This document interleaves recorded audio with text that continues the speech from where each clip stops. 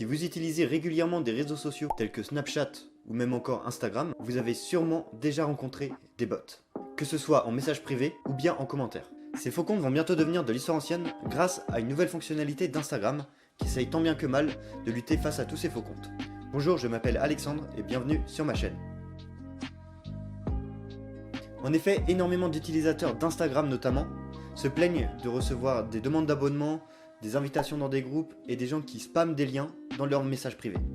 Et bien sûr, ce lien est une escroquerie, allant du hameçonnage au piratage. Comme vous pouvez l'imaginer, ces robots, donc oui, ce ne sont pas des vraies personnes, ce sont des faux comptes, et bien, ces comptes, ils embêtent énormément Instagram du fait qu'ils empêchent l'utilisateur de vivre une expérience optimale et ne cherchent qu'à extirper des informations sur les utilisateurs.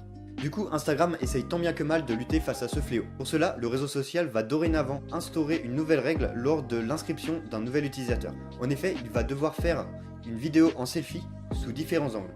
Et cette vidéo permettra à Instagram de vérifier si c'est un humain ou non. Avec cette méthode, Meta, l'entreprise qui détient Instagram, peut certes réduire la densité de bots qui se situent sur Instagram, mais peut aussi intimider les nouveaux arrivants. En effet, l'anonymat est quelque chose de très important pour la plupart des personnes qui utilisent les réseaux sociaux. Et donc, avec cette méthode, c'est pas ça. Et donc, Meta a voulu rassurer ces personnes en promettant que 30 jours après la création de cette vidéo, elle sera supprimée de toute base de données de tout. Elle sera introuvable. Coucou, c'est le mois du montage. J'ai oublié de vous dire qu'en plus du fait que 30 jours après, la vidéo est supprimée, il n'y aurait aucune reconnaissance faciale ni aucune donnée biométrique qui serait collectée. Bon, je vous laisse retourner à la vidéo.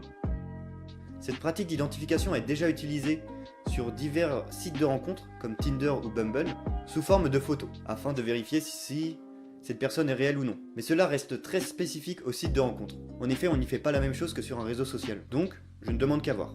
Et donc pour finir, je vous invite à venir débattre dans les commentaires si vous trouvez que c'est une bonne idée, si ça peut être efficace, si au contraire, les gens pourraient trouver facilement un moyen pour contrer ça, etc.